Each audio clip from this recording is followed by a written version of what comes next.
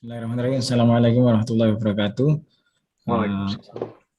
Terima kasih Bu Rini. Selamat pagi Bapak Ibu sekalian hadirin yang ada di Indonesia. Mungkin selamat malam untuk Prof. Taufik ya, yang di sana. Ya. Salam sejahtera bagi kita semua. Pertama ingin saya tanyakan kabarnya Prof. Taufik. Bagaimana kabarnya Prof. di sana Prof? Alhamdulillah. Alhamdulillah. Yes, alhamdulillah. Terima kasih sudah berkenan berbagi ilmu di tengah kesibukan di Kalpoli. Saya Zainul Abidin insya Allah menjadi moderator pada sesi kedua ini.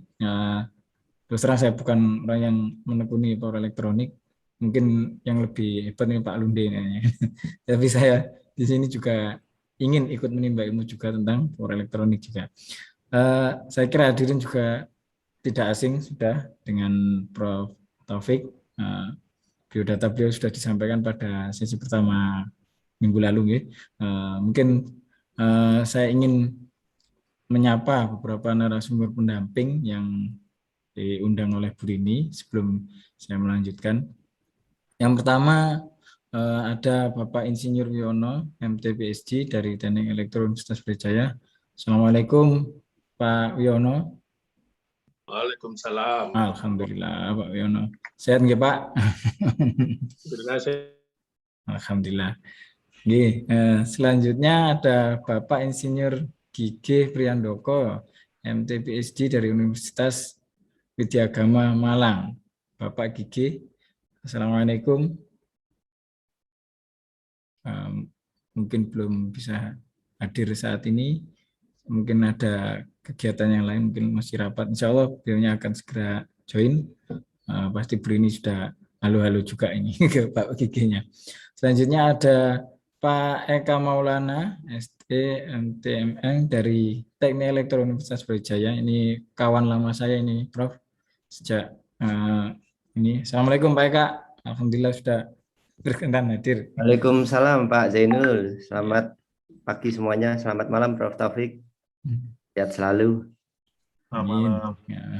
Selanjutnya ada Bapak Waru Juliarno, STMT dari Teknik Elektro Universitas Brawijaya. Pak Waru, selamat pagi. Assalamualaikum. Waalaikumsalam warahmatullahi wabarakatuh. Alhamdulillah. Selamat malam Prof. Taufik. Ini sebenarnya saya sudah ada pertanyaan yang muncul di kepala dan ini segera ditanyakan. Senang sekali saya. Dari cerita yang kemarin dari sesi yang pertama masih ada pertanyaan. Siap Pak Waru, terima kasih. Alhamdulillah beliaunya juga hadir waktu acara minggu lalu, waktu sesi 1. Jadi alhamdulillah kita sudah punya tabungan pertanyaan. Pada sesi kedua ini saya ingin mengawali dengan sedikit review dari apa yang disampaikan Prof. Taufik minggu lalu. Mungkin nanti langsung dilanjutkan dengan sesi tanya jawab dahulu, karena workshop series ini menyisakan pertanyaan dari peserta minggu lalu, termasuk Pak Waru. Yang pertama ingin saya sampaikan bahwa di workshop power elektronik ini difokuskan pada DC-DC converter. Prof. Taufik nanti mungkin boleh dikoreksi kalau saya salah menyampaikan. Ini yang saya tangkap. Nah, yang pertama diawali dengan switching based. Waktu itu diilustrasikan jika manusia kita ini melakukan switching on off dalam 1 detik maksimal 1 atau bahkan 2 kali maksimal gitu dalam 1 detik. Tapi secara elektronik bisa ada yang mengklaim sekitar 40 MHz, mungkin 40 juta kali per detik, kurang lebih seperti itu. Nah, ada company yang mengklaim seperti itu.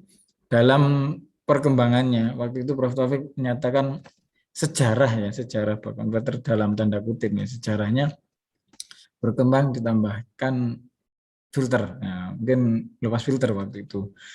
Selanjutnya dikembangkan juga ditambahkan dioda untuk menyesuaikan itu, sehingga pada akhirnya menjadi power stage-nya buck converter. Selanjutnya dikarenakan adanya kebutuhan pada aplikasi yang inputnya itu berubah-ubah, maka diperlukan untuk mengontrol duty cycle-nya.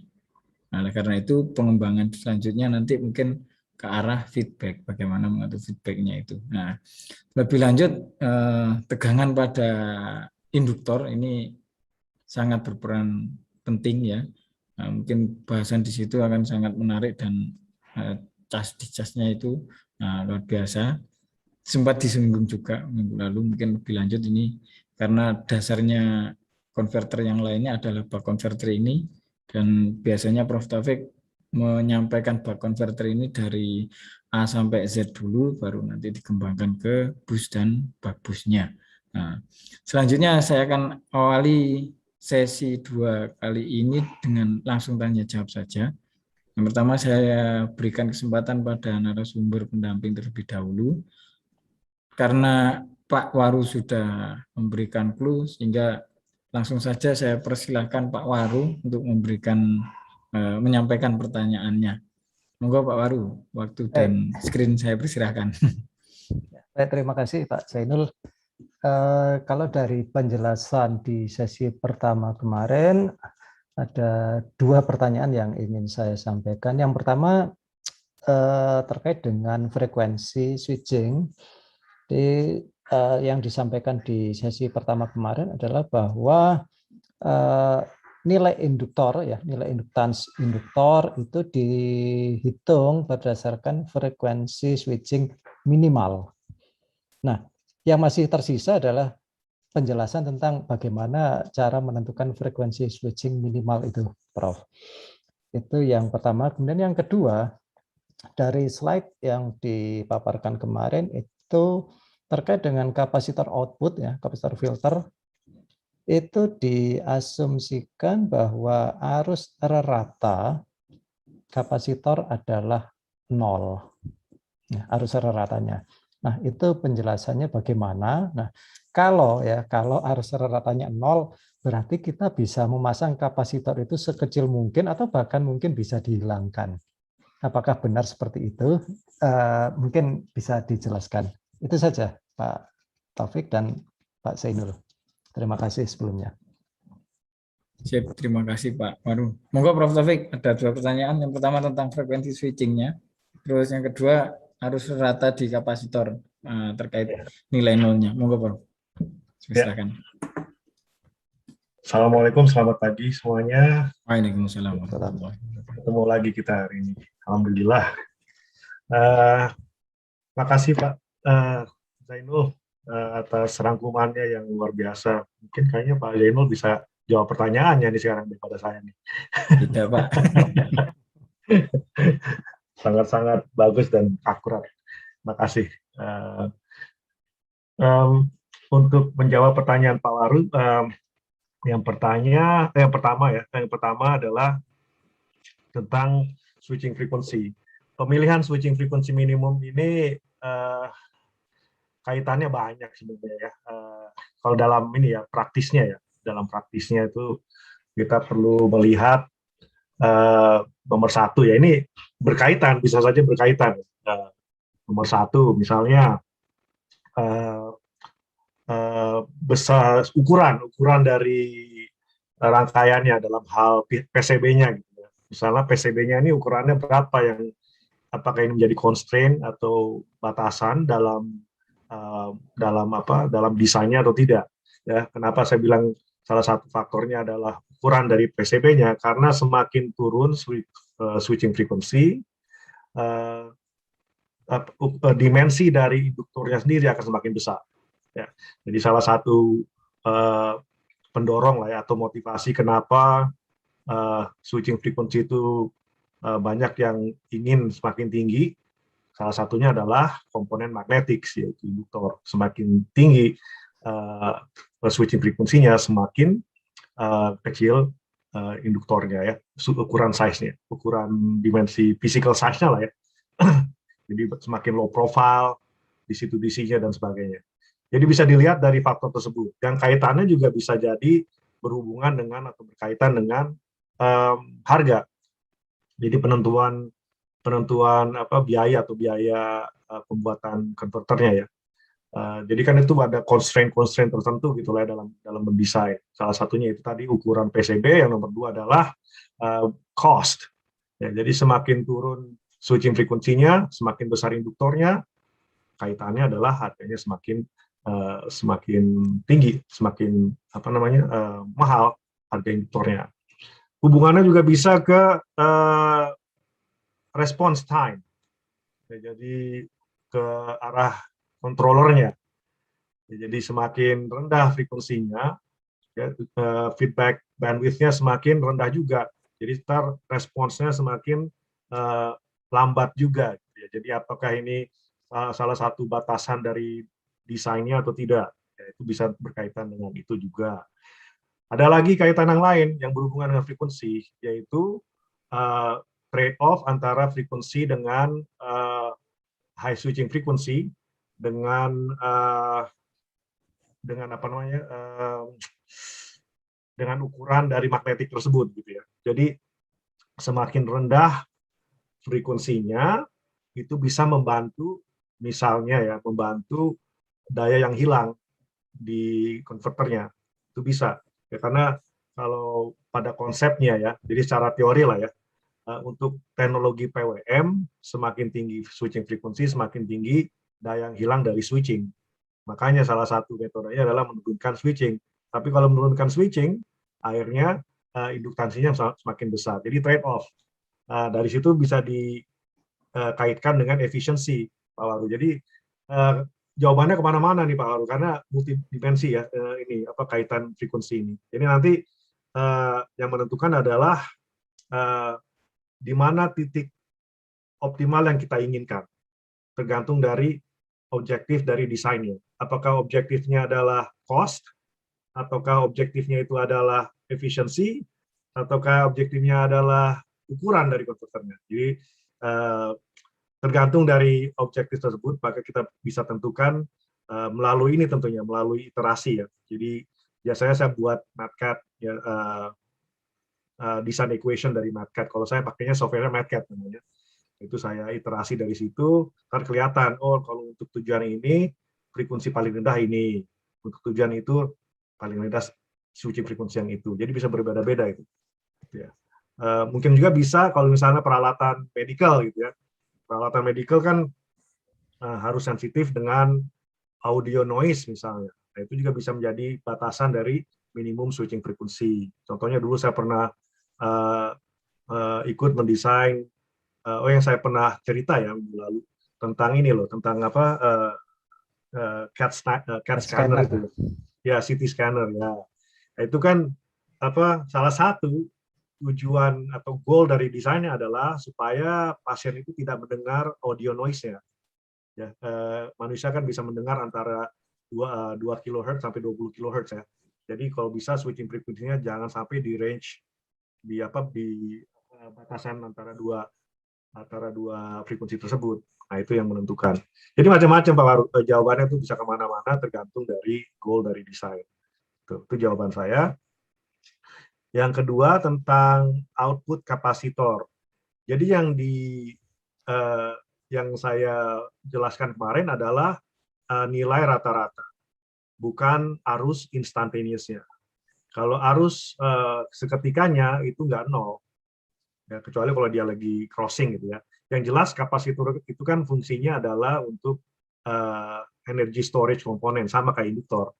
Ya. Cuman dalam menyimpannya itu dalam electric field ya, bukan magnetic field. Jadi dia charge masuk ke kapasitor, kemudian charge keluar ke kapasitor. Gitu ya. Jadi kalau kita lihat dalam satu periode switching, misalnya kalau 1 Hz, taruhlah ya 1 Hz karena gampang ya, 1 Hz taruhlah ya, itu kan periodenya satu detik berarti kan. Nah dalam 1 detik itu jumlah charge yang masuk ke kapasitor itu sama dengan jumlah charge yang keluar dari kapasitor. Jadi dari aspek rata-rata karena jumlahnya sama, net energinya itu 0. Nah dari situ artinya kita kan hubungan dari arus itu kan ke charge, ada persamaannya kan. Jadi arus itu adalah integral dari charge kalau nggak salah ya. Ya, arus itu adalah integral dari charge. Jadi karena net energinya itu 0, berarti arus rata-ratanya juga 0. Yaitu tadi saya bilang pada waktu charge masuk ke kapasitor, berarti arus juga ikut masuk ke kapasitor. Dan pada waktu yang sisa dari sisa dari periodenya, charge-nya juga leaving the kapasitor, dan arusnya juga harus leaving dari kapasitor. Nah, ini yang kita sebut sebagai M second balance sebenarnya. Kalau induktor kan volt second balance ya, kemarin yang saya cerita mungkin ya. Jadi dalam satu dalam satu periode, mungkin saya gambar aja lah supaya lebih lebih enak ininya penjelasannya gitu ya. Kelihatan ya? Iya, ya sudah kelihatan jelas.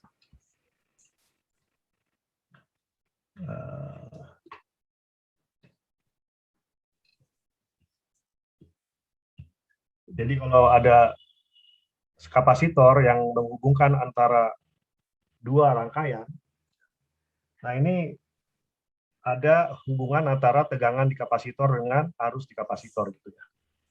Nah ini kalau kita gambar misalnya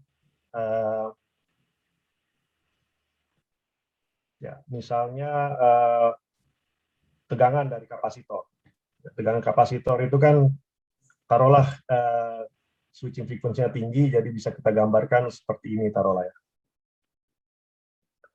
Untuk menyederhanakan ini aja, contoh. Dan ini tegangan di kapasitor. Nah, dari sini kita bisa menggambar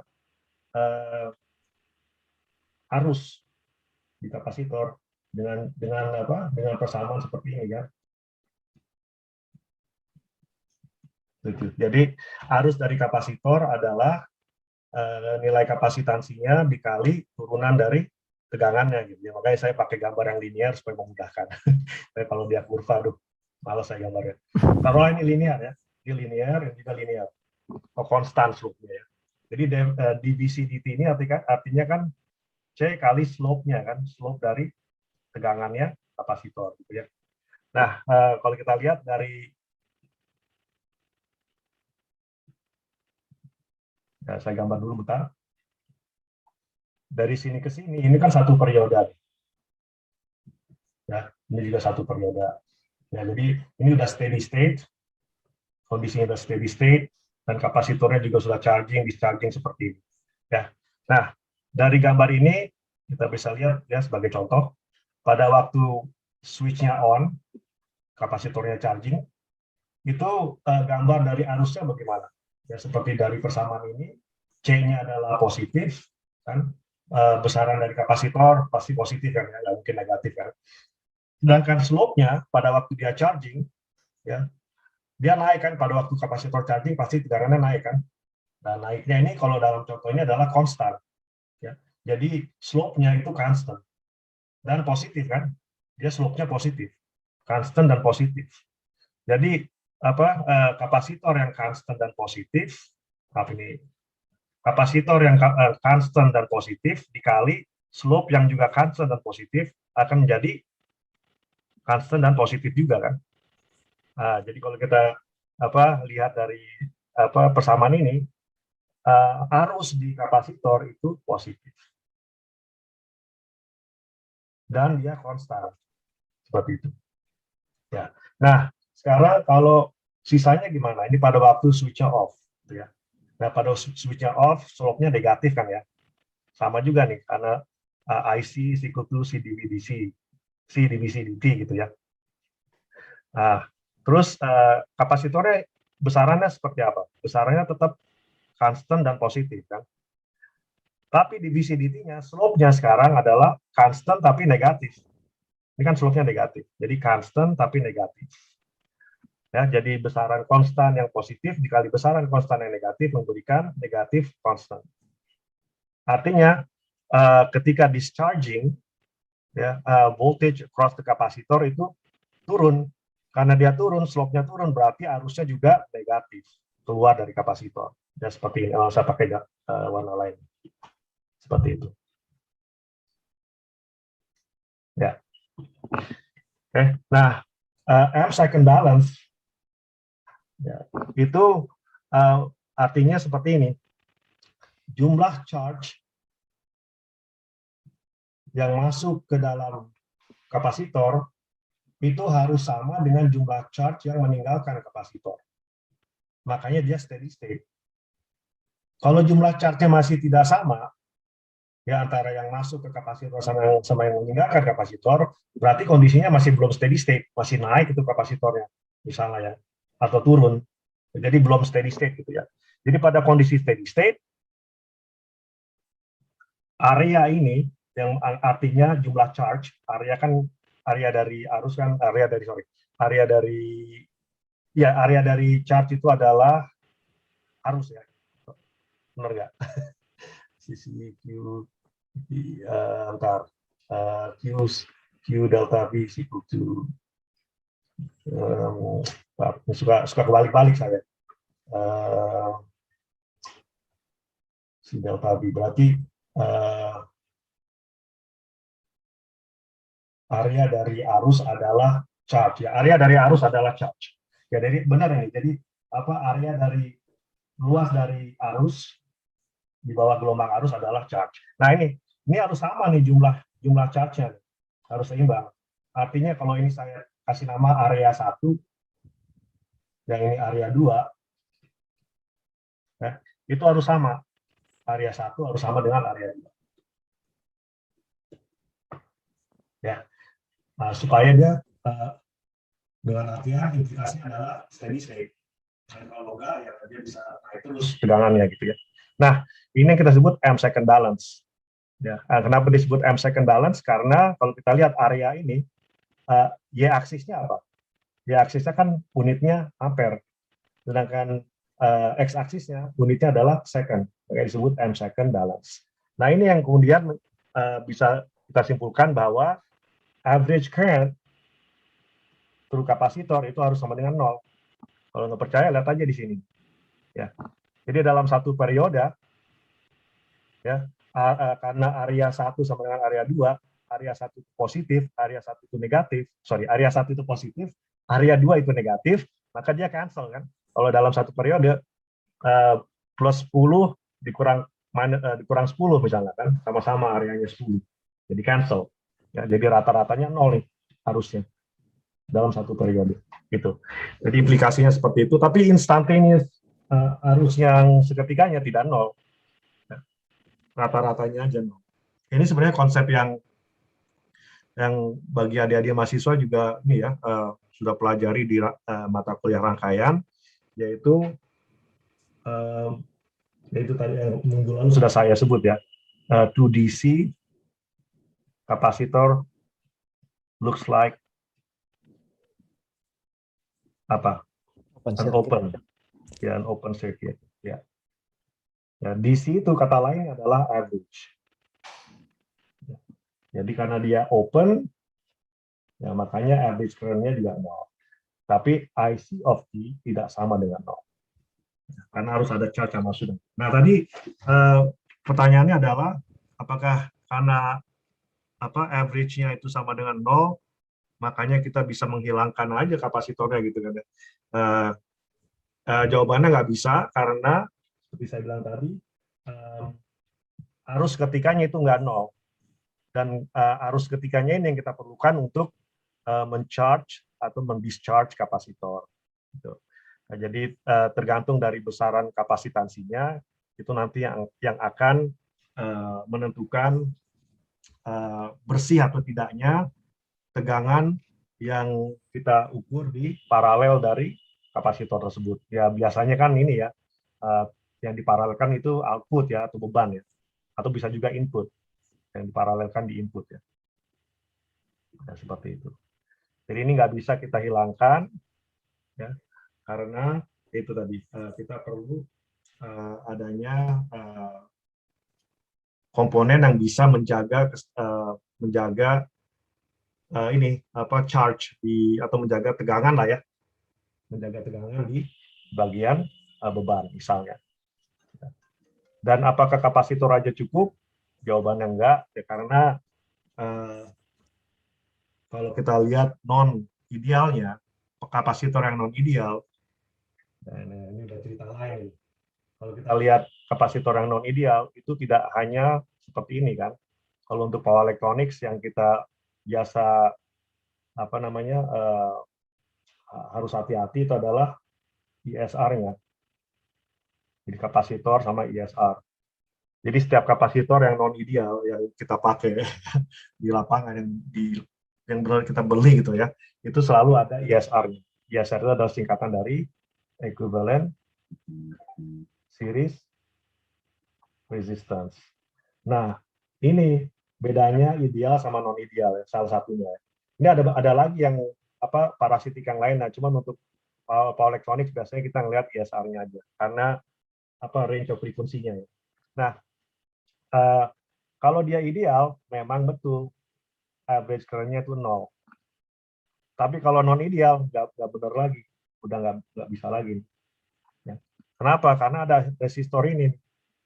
Karena resistor ini kan bukan komponen penyimpan energi kan, dia penyerap energi. Jadi makanya harus ada arus yang diserap oleh dan akhirnya diserap oleh ISR ini. Dan akhirnya average-nya tidak sama dengan 0. Nah, ini menjadi masalah. Ini jawabnya jadi agak tambahan dikit lah ya. Kalau untuk yang ideal, kalau misalnya kita simulasikan ideal gitu ya, itu nanti ripple-nya kalau misalnya untuk boost lah ya, itu ripple-nya misalnya seperti ini, boost converter. Kalau ini dipasang di output seperti ini, ya, P out, itu seperti itu. Tapi karena ada ISR-nya, itu tidak lagi seperti ini. Ini ideal. Kalau yang non ideal, kalau yang sudah sering lihat di situ di converter pasti pernah lihat gambar seperti ini atau gelombang seperti ini di osiloskop. Pernah nggak lihat gelombang seperti ini? Jadi kalau di output kita lihat di osiloskop, ya kalau idealnya seperti ini, kalau non idealnya itu sering kita ngelihat seperti ini. Nah, itu kenapa? Itu gara-gara ISR. Kok bisa begitu? Lihat aja ini ada ekstra bump-nya ya. Ada ekstra bump. Nah, itu dari mana? Itu dari ISR. Ya, karena arus dikali R sama dengan tegangan. Jadi nambah ya, karena ada tegangan di ISR ini. Makanya tegangannya jadi nambah. Ya, jadi nambah di atas segitiga ini jadi nambah. Itu gara-gara ISR. Jadi kalau pernah ngelihat gelombang seperti ini, nah kita tahu nih yang bikin gara-gara siapa nih. Harusnya kan lebih kecil kan ya, peak to peak ripple-nya kan harusnya segini nih. Cuman gara-gara ISR, ditambah tuh peak to peak ripple-nya, jadi nambah dia. Itu nggak bagus kan? Ya, jadi seperti itu. Implikasi dari kapasitor yang non ideal. Jadi mungkin jawabannya terlalu jauh mungkin, tapi nggak apa-apa. Untuk jawaban singkatnya, untuk ideal, kapasitor yang ideal, rata-ratanya adalah 0, tapi arus ketiganya tidak, dan kita tidak bisa menghilangkan kapasitor, karena kapasitor fungsinya adalah untuk menjaga tegangan, holding charge, hold charge. Untuk membantu menstabilkan tegangan lah ya. Seperti itu. Ya, seperti aja dulu penjelasan dari saya, semoga terjawab. Pak Waru, kalau enggak silakan bertanya lagi. Ya, Prof. Nanti kalau diteruskan bisa habis waktunya hanya untuk ini saja, Prof. Oke. Untuk lain kali lah, untuk lain acara aja. Jadi untuk detail memang saya yakin untuk detail itu butuh waktu khusus. Iya. Terima kasih, Prof, atas jawabannya. Iya, sama-sama. Terima kasih atas pertanyaannya. Baik, terima kasih. Nah, mungkin saya sapa dulu Pak Wiono. Monggo Pak, barangkali ada yang mau disampaikan. Oke. Ya, pertanyaan saya ternyata sudah terjawab. Waduh. Saya sudah ancang-ancang bagaimana kalau kapasitor itu non ideal gitu ya. Ternyata ada ISR tadi tidak terjawab. Ya, karena gini, saya membayangkan bahan dielektrik di dalam kapasitor itu selain ISR, mungkin si ISR ini tidak konstan ya. Bisa jadi merupakan fungsi waktu mungkin ya. Tapi jawaban tadi sudah cukup cukup jelas ya. Termasuk nanti pertanyaan keduanya adalah pertanyaan yang sama untuk induktor. Karena bahan dari bahan intinya juga punya perilaku yang yang mirip-mirip dengan kapasitor. Jadi nggak jadi pertanyaan yang kedua, karena ternyata jawabannya lebih detail dari yang saya bayangkan tadi. Oke. Pertanyaan kedua adalah bagaimana kalau harus menghandle komponen-komponen analog, Prof, yang perilakunya kadang-kadang suka-sukanya dia gitu ya, nggak bisa kita prediksi dalam arti dalam desain ya, karena tergantung dari kualitas komponen itu dan seterusnya, kualitas yang pasaran atau kualitas yang industrial atau kualitas yang military kan ya.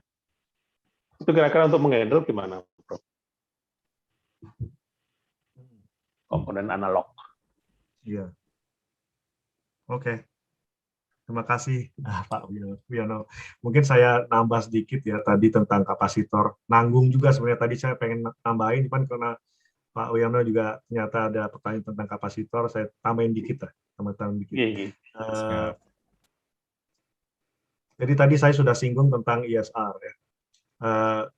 Sebenarnya ada lagi kan parasitik yang lain dalam kapasitor seperti series inductance-nya, terus paralel series-nya, paralel resistance-nya itu ada.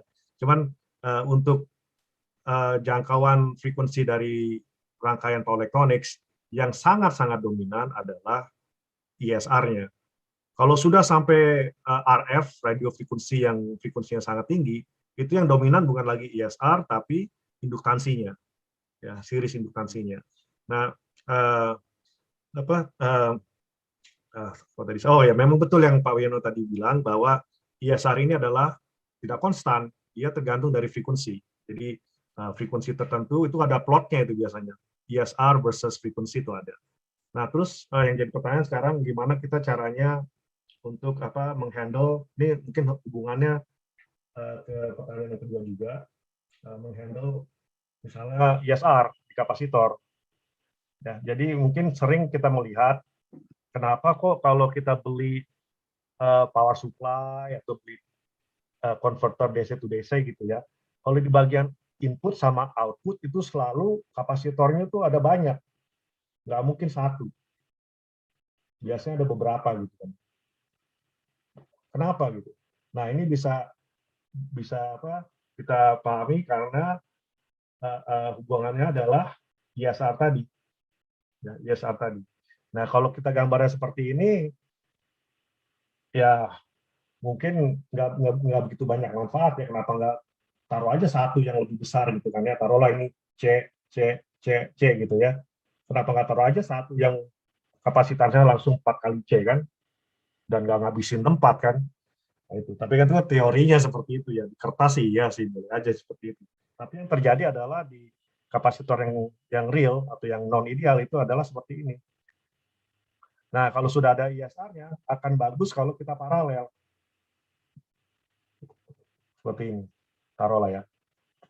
Jadi taruhlah yang diperlukan adalah 100 microfarad, taruhlah. Nah, daripada pakai satu saja, satu kapasitor yang kalau 100 microfarad ini karena non ideality tadi dibagi menjadi 4. Jadi 25 nih, 25. Ya. Kenapa demikian? Karena ada ISR-nya. Ya tadi kan ISR-nya bikin masalah tuh. Bagaimana kita menekan tegangan ekstra dari ISR ini? Caranya adalah meminimumkan besaran ISR-nya. Caranya gimana? Ya kalau satu, misalnya ISR-nya taruhlah ya, kasarnya lah, 1 ohms, nggak mungkin sih 1 ohms. Taruhlah 1 ohms ya. Nah kalau 1 ohms, kita pasang satu kapasitor ya tetap 1 ohms kan. Tapi coba kalau kita paralelkan jadi 4. Maka ini sama dengan ekuivalen kapasitornya adalah sama dengan 4 kali 25 mikro sama 1/4 dari 1 ohms. Ya, jadi mengecilkan ISR-nya dengan cara jadi makanya sangat-sangat umum sekali kapasitor ini diparalelkan di output maupun di input. Ya, ya tujuannya seperti itu. Sekaligus dengan cara membagi 4 seperti ini sebagai contoh aja ya, maka arus yang masuk ke dalam kapasitor ini, arus ketikanya tadi ya, itu juga akan terbagi 4. Kalau ini kan cuma langsung masuk ke 1 aja kapasitor ya. Dan kalau kita bagi-bagi arus yang menjadi 4, maka ini akan lebih efisien juga. Seperti itu. Jadi itu adalah beberapa keuntungan dari memasang kapasitor itu paralel di bagian output atau input dari DC to DC converter atau converter lah secara umum. Gitu ya. Nah, untuk pertanyaan yang kedua, ini saya tutup aja dulu. Komponen analog handlingnya gimana?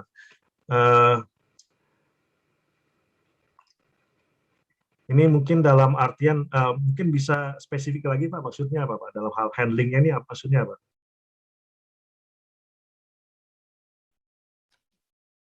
Mungkin bisa diperjelas. Masih mute Pak Wi? Oh sorry. Okay. Kerjanya kan ngikuti kurva komponen itu ya. Pada daerah-daerah tertentu dia linier, daerah yang lain dia bisa melengkung. Sedangkan kalau komponen-komponen digital nggak ada masalah gitu. Nah itu bagaimana cara menghandle kita nggak tahu kurvanya itu kayak apa kalau beli komponen. Ya betul. Oke. Ya. Contohnya begini ya, kapasitor lagi balik ya. Kalau menurut saya ini tergantung uangnya Pak. Ya, jadi karena uangnya ini.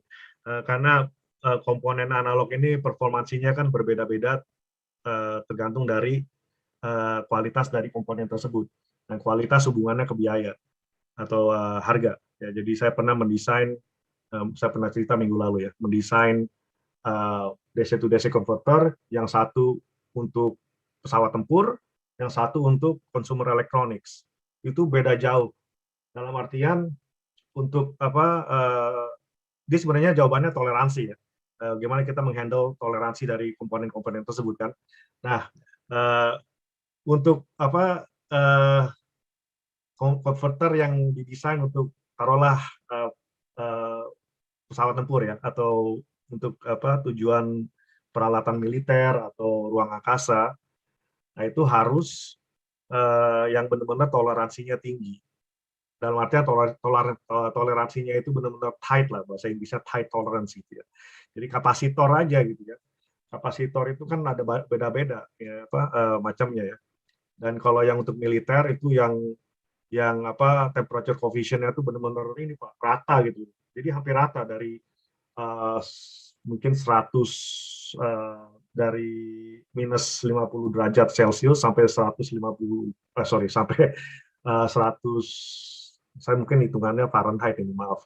Dari minus 50 Fahrenheit sampai 150 Fahrenheit misalnya. Itu dia rata dia. Kapasitansinya tetap rata. Itu yang mahalan, yang satu kapasitor harganya bisa $20, Pak. Itu untuk militer. Tapi kalau untuk consumer electronics, mereka nggak peduli. Nggak peduli. Artinya yang dipakai ya, yang jadi tujuan adalah menekan harga kan. Jadi untuk peralatan consumer electronics, kapasitansinya itu bisa dengan range yang sama, itu bisa kemana-mana itu kapasitansinya. Nah, artinya apa ya, kualitas converternya menjadi berbeda. Dan gimana kita cara menghandle-nya, ya dari desain bisa kita lihat, ini pengoperasian rangkaian ini bisa, atau converter ini bisanya dari temperatur berapa sampai berapa, dari tekanan atau pressure dari berapa ke berapa, itu kan bisa dilihat dari kurvanya misalnya. Sama dengan induktor kan ada kurva BH-nya ya, jadi BH ya. Bahasa Inggrisnya BH, jadi BH. Aduh, kalau bahasa Inggrisnya apa tuh? Kalau bahasa Inggrisnya BH curve atau saturation curve. Ya kan? Nah, itu BH kalau di Indonesia ini. Nah, itu juga beda kan, kalau yang materi intinya itu yang murahan, waduh, itu cepat saturasi kan. Akhirnya ya begitu, kualitasnya tidak begitu bagus dan apa ya, terserah lah, artinya performansinya terserah gitu kan. Tapi kalau untuk militer itu dijaga, dicari yang benar-benar mahal, dan itu fun juga tuh Pak. Saya tuh waktu ikut mendesain konverter untuk pesawat tempur itu, fun-nya itu atau senangnya itu apa? Saya mau beli mau beli komponen apapun itu selalu dibilang iya sama bos saya. Jadi misalnya, Pak, saya mau beli kapasitor nih harganya $20. Ya udah silakan gitu. Jadi money is not limit gitu. Jadi mau terserah gitu ya, mau beli resistor yang harganya $1 satunya. Wah, nggak apa-apa, kata dia, silakan, kan itu militer. Tapi ketika saya ikut mendesain untuk consumer electronics, aduh, boro-boro itu. Susah itu saya dapat approval dari bos gitu ya. Pak, saya mau beli kapasitor yang 1.000 unitnya itu $1. Pak, jangan, itu kemahalan. Waduh, udah 1.000 unit $1.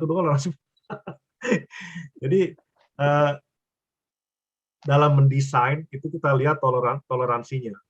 Dari situ kelihatan kita bisa prediksi lah ya. Kita bisa prediksi pengoperasiannya itu harus dari temperatur mana ke temperatur mana, dan frekuensi dari mana ke mana misalnya. Dan untuk militer itu, aduh, berat sekali itu. Saya ingat, saya pernah satu harian itu hari Sabtu lagi, itu harus melihat hanya khusus dari ininya Pak, toleransinya itu. Jadi kayak semacam Monte Carlo lah, analisa Monte Carlo. Jadi dari toleransi komponen-komponen tersebut kita lihat, kita analisa dengan analisa Monte Carlo, kelihatan tuh worst case-nya yang mana, best case-nya yang mana, kelihatan dari situ. Mungkin jawaban saya untuk pertanyaan Bapak seperti itu. Ya. Termasuk peralatan semikonduktor ya. Iya, termasuk MOSFET-nya. Komponen. Ya. Waduh, iya. Ini saya sekarang sedang menjalankan proyek power supply untuk peralatan di ruang angkasa. Ini sedang saya kerjakan sekarang. Itu satu MOSFET-nya itu bisa berapa ya? Bisa $100-an, Pak. Dibandingkan dengan yang untuk biasa gitu ya, nggak untuk ruang angkasa. Karena untuk ruang angkasa kan harus radiation harden namanya, untuk anti radiasi lah ya. Jadi mahal sekali, dan toleransinya harus benar-benar ketat. Beda ini, data sheet-nya juga beda, dan sebagainya. Jadi itulah harga, ada rupa. Ya, terima kasih Prof, terima kasih. Ya, semakin tinggi harganya, semakin mudah mendesainnya sebenarnya dalam aspek ya itu tadi, menghandle ya, seperti itu. Ada Prof. Sebentar Pak, ini ada chat yang masuk, pertanyaan di chat. Sekitar mungkin Pak Sumardi. Nah, ada chat ini menanyakan bagaimana kalau outputnya adalah baterai, dan ini charge baterai. Bagaimana pertimbangan memilih kapasitor outputnya? Begitu Prof.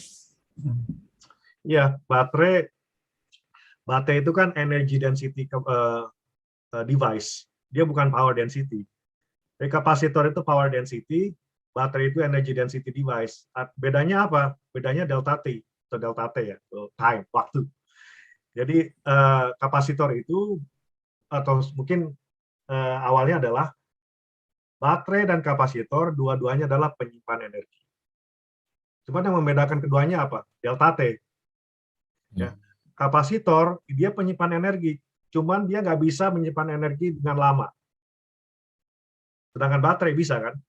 Dia bisa menyimpan dan bisa menyuplai energi dengan lama. Kalau kapasitor enggak. Jadi untuk baterai tergantung aplikasinya. Misalnya kalau aplikasinya ada banyak switchingnya dan perlu ada, tidak hanya banyak switchingnya tapi juga powernya lumayan tinggi, itu perlu kapasitor untuk mensupport transient. Ya, jadi transient itu artinya kan waktunya singkat. Jadi untuk mensupport ya, untuk mensupport energi yang waktunya sangat-sangat singkat seperti transient, kapasitor sangat bagus. Tapi kalau untuk support energi yang lama, jangan pakai kapasitor, kecuali kalau pakai super kapasitor yang ditumpuk misalnya, itu baru. Tapi kan mahal super kapasitor. Mahal. Ya, jadi mahal. Makanya kalau untuk energi yang untuk lama, pensupport energi yang lama, pakailah baterai. Tapi kalau ada switching transient yang banyak, pakailah kapasitor diparalelkan ke baterai tersebut untuk mensupport transient energi. Gitu. Non sewu Pak Zainul, mungkin saya ingin memberikan tambahan untuk pertanyaan tadi, ya, pertanyaan terakhir. Mungkin yang dimaksud begini, Prof. Taufik, itu apakah jika keluaran buck converter ini digunakan untuk charging baterai, itu apakah kapasitornya itu perlu ditetapkan secara khusus atau bagaimana? Begitu, Prof. Ya sama menurut saya. Jadi baterai itu kan ada ininya, ada batasan minimum sama maksimum gitu ya. Jadi ada fluktuasinya lah. Jadi baterai itu kan tegangannya nggak konstan kan. Kalau lagi nge-discharge dia turun, kalau lagi nge-charge dia naik tegangannya gitu kan. Nah, jadi mirip-mirip. Cuman baterai ini kan tegangannya lebih terjaga daripada misalnya beban pasif. Ya. Nah, jadi baterai ini kalau dalam sudut pandang kapasitor tetap diperlukan kapasitornya untuk menjaga kestabilan dari fluktuasi di baterai itu. Jadi untuk menjaga fluktuasinya supaya nggak terlalu jatuh misalnya kan. Itu tadi saya bilang kalau misalnya tahu baterainya ini discharge dengan cepat. Tahu misalnya ada yang di bagian konverternya ada yang meminta energi dengan cepat dari baterainya. Baterai ini nggak akan bisa tanpa ada support dari kapasitor. Seperti saya bilang tadi, kapasitor itu bagus untuk transient, sementara baterai untuk yang lama-lama lah, yang delta T-nya lama. Jadi bayangkan kalau misalnya konverter ini dihubungkan ke baterai tadi kan ya, luarannya hubungan ke baterai. Pada satu saat baterai ini akan discharge kan. Atau pada satu saat baterai ini kan akan dipakai untuk mensupport beban atau apalah ya. Nah, kalau bebannya ini perlu banyak transientnya, kasihan baterainya. Ya, karena dia nggak begitu kuat untuk menahan transient. Nah, jadi dibutuhkan kayak penjaganya ya, yaitu kapasitor tadi untuk transient. Pertimbangannya, Prof, untuk memilih kapasitornya itu sama aja, jadi delta sama V aja lah. ini. Kalau Q sama dengan jadi Q sama dengan C delta V, persamaannya itu. Jadi delta V-nya berapa maunya? Mau delta V-nya 5 volt. Ya. Jadi dari persamaan, sini saya gambar aja deh. Nggak susah soalnya nerangin tanpa gambar. Ya. Persamaannya kan untuk kapasitor Q sama dengan C delta V kan. Nah, Q ini adalah area itu yang tadi saya coba jelaskan, area of I of T. Itu sama dengan C delta V. Jadi C sama dengan area of IC of T dibagi delta V. Nah, area of IC ini biasanya sudah kita tahu dari spesifikasi yang diberikan atau dari desain yang sudah kita buat, itu tahu kita biasanya. Yang kita punya pilihan adalah delta V-nya. Karena delta V ini yang nanti akan menentukan fluktuasi dari kapasitor tersebut. Bisa kita lihat kan, kalau delta V-nya fluktuasi dari kapasitor tersebut besar, jadi besar, fluktuasinya besar, maka kapasitornya akan menjadi kecil, kapasitansinya kecil, ya, murah gitu kan. Tapi ya gitu, trade-off-nya nggak bagusnya adalah fluktuasinya jadi besar. Nah, kalau kita pengen fluktuasi yang sangat ketat, berarti kan delta V-nya rendah. Kalau delta V-nya rendah, berarti kapasitornya tinggi. Berarti kapasitornya besar, masuk akal kan? Jadi seperti itu trade-off-nya. Nah, ini sama aja sebenarnya, Q sama dengan C delta V. Persamaannya. Jadi menyesuaikan dengan kebutuhan sehingga perlu didesain spesifik custom gitu istilahnya. Ya, jadi berdasarkan fluktuasi yang kita inginkan. Ya. Baik, selanjutnya ada pertanyaan dari Bapak atau Ibu Acu ini, namanya Acu. Mohon maaf, saya sebelumnya tidak ikut. Jika pertanyaan ini sudah dijelaskan sebelumnya, saya mohon maaf. Apakah bisa menghilangkan bump atau noise lain dengan dioda Zener untuk mendapatkan sinyal keluaran konstan yang diinginkan? Jika bisa dipasang, apa pengaruhnya? Seperti itu, Pak. Jawabannya nggak bisa singkatnya. Karena Zener itu kan kalau dipakai untuk di keluaran berarti kan dia shunt regulator namanya. Kalau shunt regulator berarti dia akan tetap akan ada arus yang tetap mengalir di Zener tersebut, dan itu tidak efisien sama sekali. Ya, jadi kan Zener itu bekerja berdasarkan breakdown voltage. Jadi sengaja kita breakdown itu Zener. Jadi sengaja ada arus yang mengalir di Zener. Jadi taruhlah Zener-nya 5 volt karena outputnya 5 volt taruhlah ya. Outputnya 5 volt kita pasang Zener 5 volt. Tapi kan untuk mendapatkan 5 volt Zener-nya harus di breakdown. Breakdown-nya itu perlu arus. Taruhlah arusnya 1 ampere. Dari Zener-nya udah hilang 5 kali 1, 5 watt. Ya, jadi sangat bertolak belakang atau konflik lah ya. Konflik dengan tujuan sebenarnya dari DC to DC converter, yaitu efisiensi. Ya, dengan tujuan utama dari elektronika daya adalah mencapai atau bisa mengkonversi energi dari bentuk energi listrik yang satu ke energi listrik yang lainnya dengan semaksimum mungkin, dengan seefisiensi mungkin. Jadi dengan menggunakan Zener sebagai shunt regulator itu nggak bagus, efisiensi nggak bagus. Bisa, cuman nggak bagus untuk efisiensi. Siap, Prof. Terima kasih atas. Nah, selanjutnya saya persilakan Pak Sumardi dari FT-UMT. Silakan, Pak. Baik, terima kasih Pak Zainul Abidin. Saya ada beberapa pertanyaan kepada Profesor Taufik. Selamat berjumpa kembali Pak Taufik sebelumnya. Ya, ketemu lagi kita. Ya, udah 16 tahun nggak ketemu.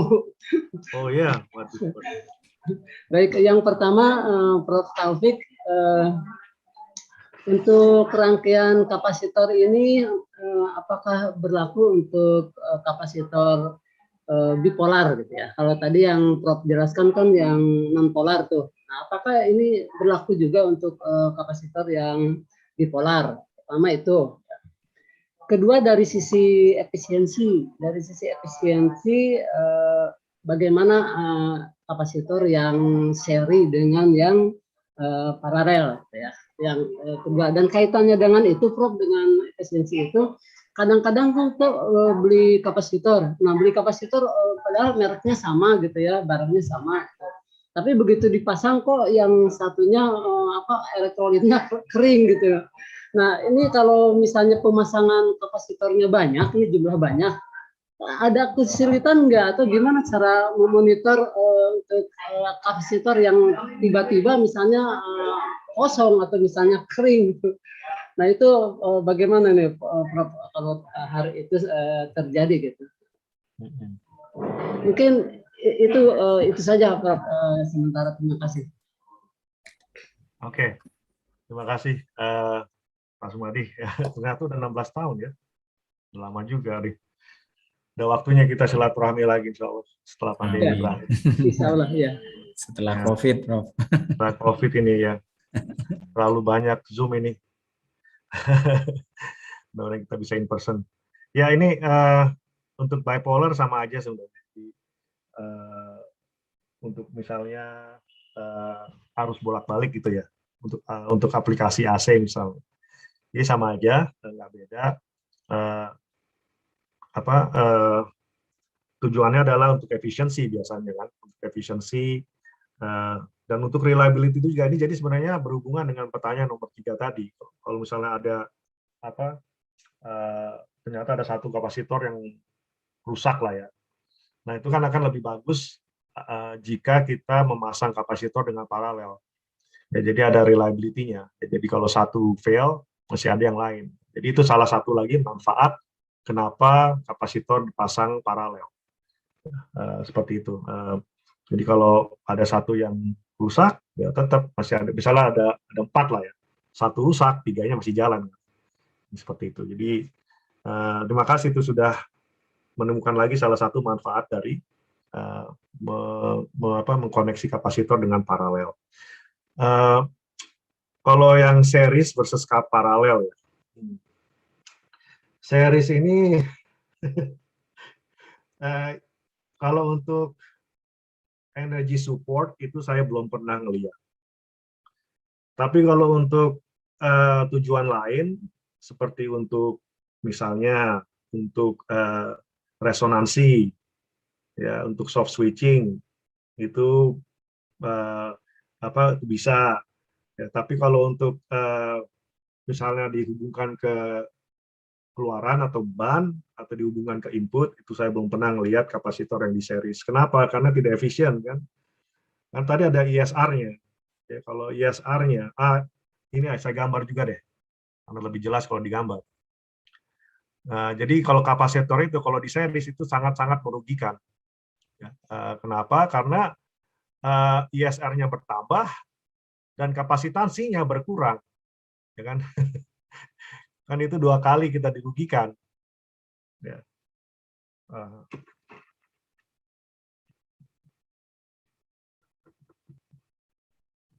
Kalau kita punya konfigurasi seperti ini,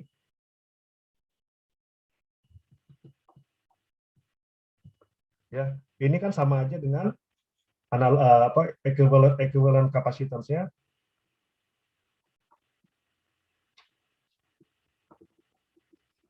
Seperti ini kan.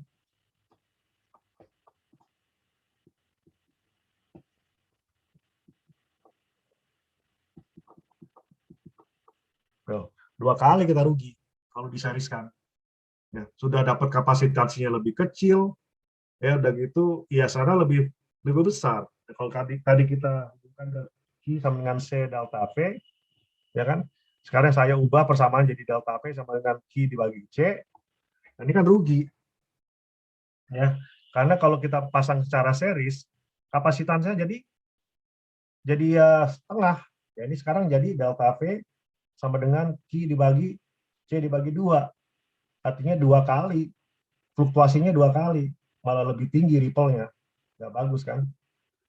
Di saat yang bersamaan, ESR-nya itu bertambah, jadi 2 kali lipat. Artinya kalau ada arus masuk, ya sekarang loss-nya menjadi I square RMS times 2 times ESR. Ya, jadi rugi lagi nih dari hal dari dalam aspek atau daya yang hilang itu rugi juga. Jadi 2 kali kita kena ketimpa tangga ya soalnya. Rugi gitu. Jadi pertanyaan pertama bipolar sama aja ya karena ya hubungannya ke efisiensi tadi ISR dipasang di paralel. Terus kapasitor series versus paralel saya sudah jawab. Yang ketiga merek ya jadi untuk menghindari adanya kemungkinan adanya kerusakan kapasitor ya itu adalah manfaat dari memasang kapasitor dengan paralel, jadi menambah reliabilitas dari sistem kita. Ya. Salah satunya adalah dengan paralel, kapasitor paralel. Mungkin itu.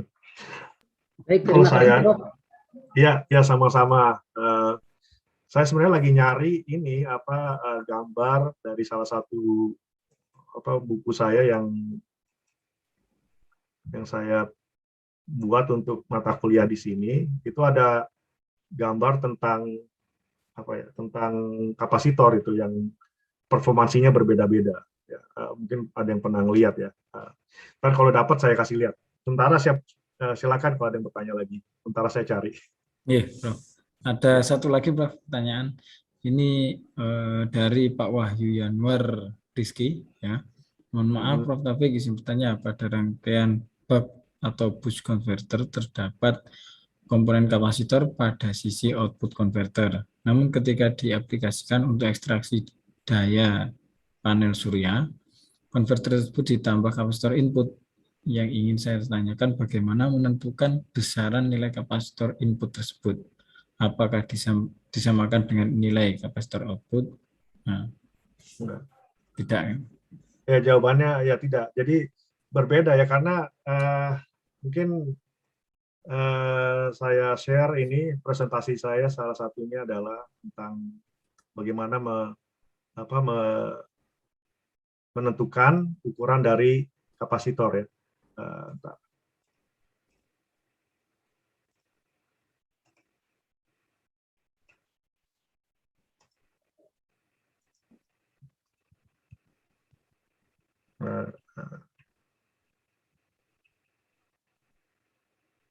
Bukan ini. Nah ini. Ya, jadi ini sekedar contoh nih. Jadi untuk mengukur besaran kapasitor, kita harus tahu gelombang ideal dari arus yang masuk ke kapasitor. Kenapa pakai gelombang yang ideal? Karena kalau kita sudah sertakan ISR, itu tambah ruwet ntar analisanya. Jadi kita pakai ideal saja dulu. Nanti kalau sudah dapat besarannya, kita tambahin pakai safety factor namanya. Ya. Jadi awalnya kita pakai ideal. Ya, jadi kalau untuk buck converter misalnya ya, ternyata kalau kita gambar arus yang masuk ke kapasitor itu arus seketikanya seperti ini gelombangnya. Ya. Dan kita lihat tuh rata-ratanya 0 kan, seperti saya bilang tadi, dia rata-ratanya 0. Nah, dari sini kita bisa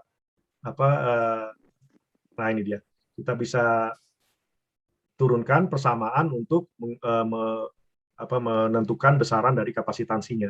Ya. Jadi dari Q is equal to C delta V yang saya bilang tadi. Q sama dengan C delta V. Ya. Nah, yang kita carikan ini ya, C-nya ya, C-nya. C sama dengan Q dibagi delta V. Nah, delta V ini kita yang tentukan maunya fluktuasinya berapa seperti saya bilang tadi kan. Nah, ini kan bisa berbeda antara input sama output. Ya, kalau saya balik lagi ke sini, ya, taruhlah saya pengen fluktuasinya 5%. Ya, dua-duanya di input atau di output. Apakah itu artinya delta V-nya sama? Enggak juga kan? Karena tegangan di input berbeda dengan tegangan di output. Jadi 5%-nya input berbeda dengan 5%-nya output. Gitu kan? Kalau input misalnya 15 volt, output 5 volt, tentunya 5% dari 15 volt berbeda dengan 5% dari 5 volt. Artinya ketika kita masukkan ke persamaan ini, akan berbeda. Delta V-nya akan berbeda, walaupun sama-sama 5%. Kalau delta V-nya berbeda, berarti kapasitansinya juga berbeda. Inilah kalau kita lihat di persamaan terakhir nih. Persamaan terakhir kan ada delta V-nya. Ya. Nanti kalau saya turunkan persamaan di inputnya, itu ada delta V-in-nya juga. Nah, jadi berbeda persamaan, berbeda delta V, ya otomatis C-nya juga berbeda. Jadi jangan disamaratakan. Ya, tergantung juga dari topologi. Ya, jadi kalau saya lihat dari sini, ya, kalau saya lihat dari topologi buck, itu saya sudah bisa menduga bahwa besaran kapasitansi di output, ya, C-nya ya, kapasitansinya itu akan lebih kecil dari kapasitansi di input. Kenapa demikian? Karena saya bisa melihat, kita bisa sama-sama lihat lah ya, kalau di input itu arusnya patah-patah. Dia patah-patah arusnya kan, karena ada switch, ada saklar. Ya, arusnya patah atau arusnya ada arus, terus nggak ada arus gitu kan ya. Jadi kalau switch-nya on, ada arus. Switch-nya off, nggak ada arus. Jadi bisa dibayangkan kan kerjanya kapasitor itu lebih keras di input karena arusnya tidak continuous. Tapi kalau di output, kita bisa lihat output ini dihubungkan ke induktor. Induktor ini arusnya dia continuous, nggak patah-patah. Artinya kapasitor di output itu kerjanya tidak sekeras di input. Jadi dari situ saja, dari melihat gambar ini aja kita bisa tebak ya tanpa melihat persamaan untuk mengukur kapasitansi, kita sudah bisa menebak bahwa besaran kapasitansi di output bakalan lebih kecil dari besaran kapasitansi di input. Kalau kita lihat bus misalnya, ya bus converter. Maksud saya ke sini nih, masuk ke sini ya. Bus itu kan seperti ini ya gambarnya.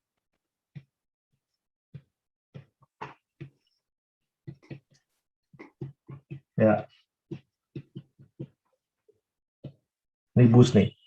Ya. Ini input kapasitor, ini output kapasitor. Ya. Terus bisa ada yang nebak nggak tanpa menggunakan persamaan? Ya kalau udah persamaan ya kelihatan nanti kan. Tapi tanpa menggunakan persamaan, ada yang bisa nebak nggak? Mana yang lebih kerjanya lebih keras? Output kapasitor apa input kapasitor?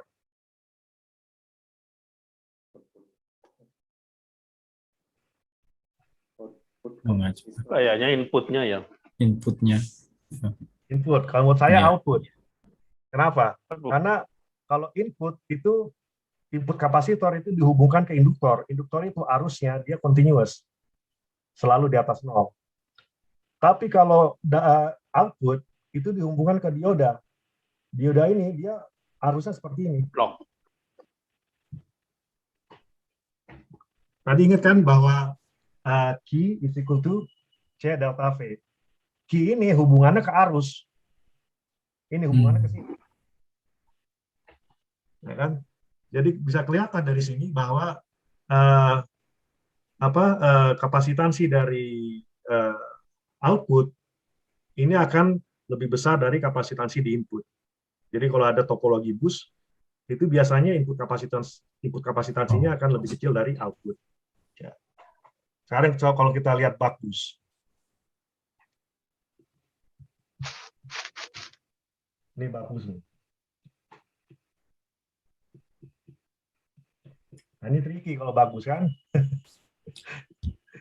Kira-kira gimana kalau bagus? Ini naik turun. Nah, ini susah ditebak. Ya kan? Nah, Nah, kalau bagus susah ditebak karena dua-duanya bekerja keras. Kalau kita lihat, ya kan? Kalau kita lihat arus di saklar, itu kan seperti ini arusnya. Arus di dioda itu seperti ini. Dua-duanya sama-sama tidak bagus. Sama-sama tidak continuous. Artinya dua-duanya kapasitor yang akan bekerja keras. Terus yang bisa menentukan mana yang lebih bekerja keras dari mana? Dari duty cycle. Dan itu saya nggak bisa nebak, harus ngelihat persamaannya. Kalau yang sebelum-sebelumnya saya bisa nebak, kalau yang ini saya nggak bisa nebak. Tergantung duty cycle. Gitu. Jadi kira-kira seperti itu jawabannya. Jadi jangan dipukul rata input sama dengan output. Ya bisa sih, terserah. Ya cuman kalau misalnya misalnya kayak bug tadi ya, mana bug? Yang ini ya. Saya gambar aja lagi lah. Bug ya.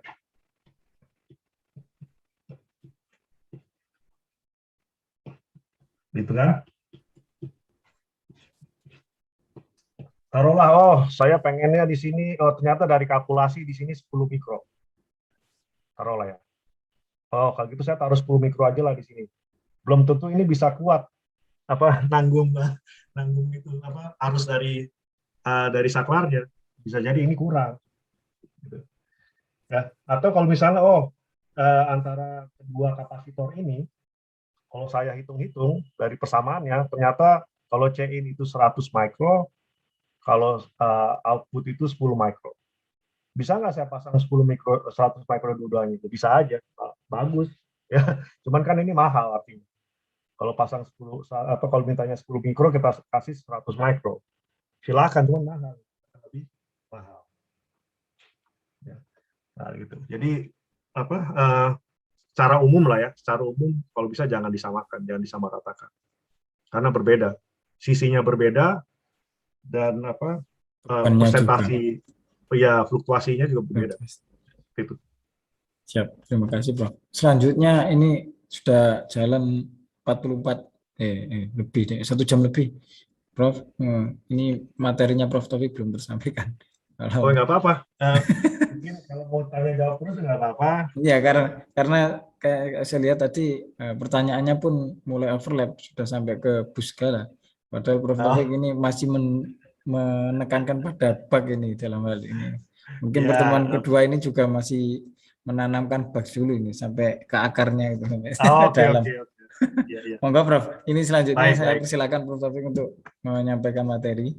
Mungkin juga disampaikan ke Bapak Ibu sekalian bahwa materinya nanti bisa sampai bagus, cuman mungkin tidak hari ini nih Prof ya. Mungkin Ya. nah, karena ini workshopnya sangat detail ini dari Prof Taufik ini.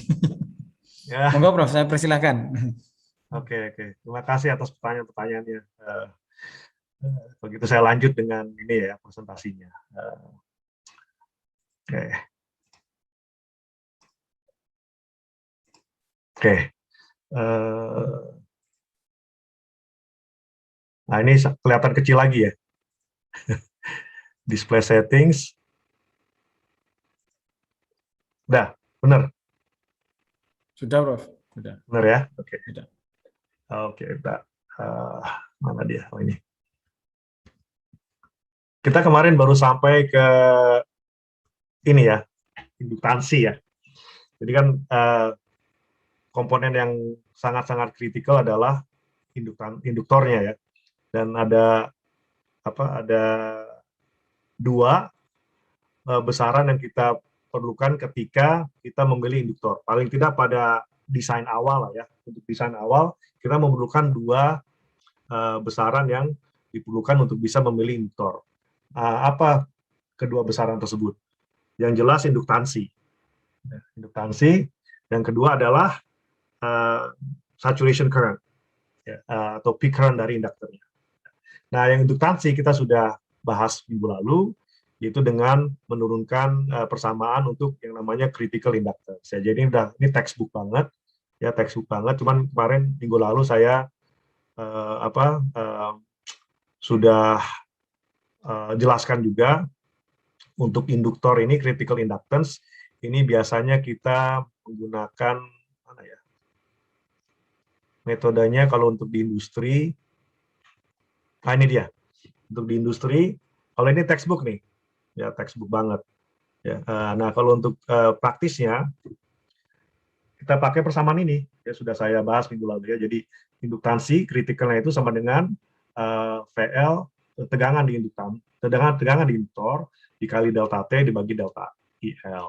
Delta T ini bisa delta T on, bisa delta T off.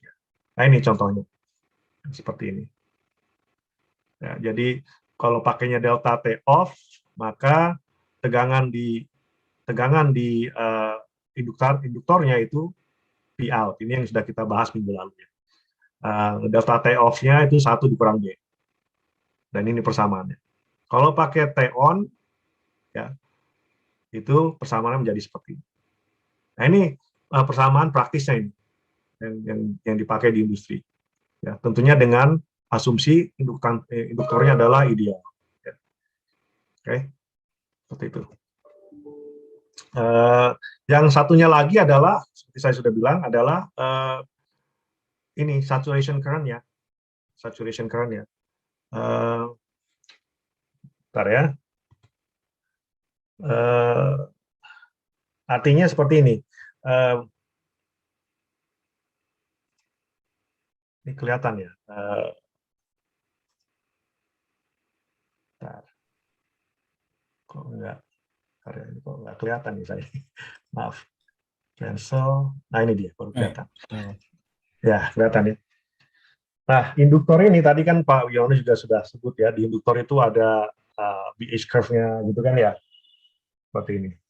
Jadi kalau kita bahas ya bahan intinya induktor itu kan seperti ini ya, akan mengikuti kurva BH curve ya, yang seperti ini contohnya. Ya. Seperti itu. Nah, kalau idealnya yang namanya induktor ya nggak akan saturasi ya, apalagi kalau pakai air core ya, intinya itu udara ya.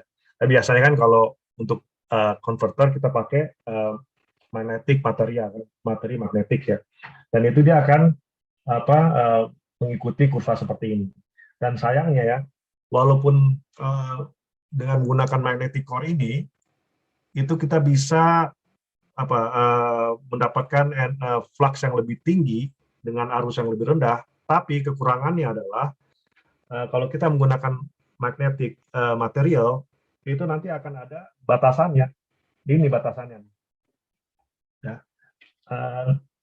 Implikasinya seperti apa? Karena kita mungkin ada yang bukan orang elektro juga di sini ya. Saya asumsinya di sini orang elektro semua. Tapi kalau misalnya nggak ada yang bukan orang elektro di sini, B ini adalah flux density kan. H ini adalah field intensity. Ya. Nah, kalau untuk orang elektro gitu ya, kita bahasanya itu memakainya tegangan dan arus. Kita nggak pakai bahasa bahasa flux density sama field intensity agak susah buat kita ya, nggak begitu ngerti karena kita orang elektro yang sering utak-atik rangkaian, jadi bahasa yang lebih dikenal adalah tegangan, atau kata-kata yang lebih dikenal adalah tegangan dan arus. Untungnya B ini field density itu proporsional dengan tegangan di induktor. H itu proporsional dengan arus di induktor. Ya, jadi mereka proporsional, cuma dikali konstan aja gitu. Nah ini kenapa saya sebut seperti ini, karena nanti bisa jelas kenapa ini menjadi suatu batasan. Ya. Karena ini kan artinya ada batasan maksimum, I max. Dan ini adalah tegangan max-nya gitu kan ya, seperti itu. Artinya kalau saya ada induktor, ya, kalau dia pakai materi magnetik, itu kita nggak bisa terus kita tinggikan arusnya. Satu saat induktor ini akan saturasi ya di titik ini, atau di titik ini akan saturasi. Gitu, ya. Terus bahayanya saturasi itu apa? Bahaya sekali ya kalau kita mengoperasikan induktor pada saat dia saturasi.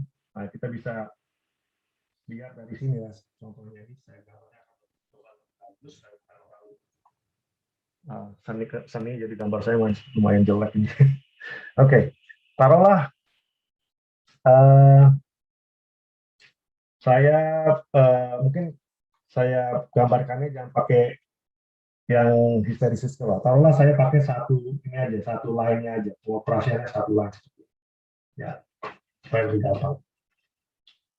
Kalau tadi kan ada loop-nya ya, karena nggak usah pakai loop dulu deh. Seperti ini. Ya, ini bagian dari loop yang tadi. Jadi loop yang tadi kan seperti ini. Ya, jadi cuma saya gambar sebagiannya aja gitu ya. Nah, taruhlah ya ini kita mengoperasikan induktornya untuk mengikuti kurva ini. Ini tadi B itu proporsional dengan V, H itu proporsional dengan I. Ya. Oke. Pada waktu kita mengoperasikan induktor, kita harus mengoperasikannya pada saat atau pada daerah linear. Ini linear kan? Kenapa? Karena kalau kita mengoperasikan induktor pada mungkin sampai situlah pada area linear, ya, ketika kita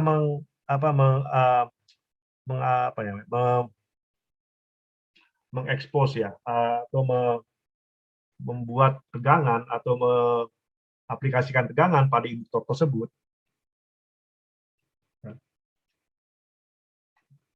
ya. Nah, tegangan ini akan mengakibatkan arus delta I, gitu ya. Jadi kalau di induktor kita kan di bak kemarin sudah belajar kan.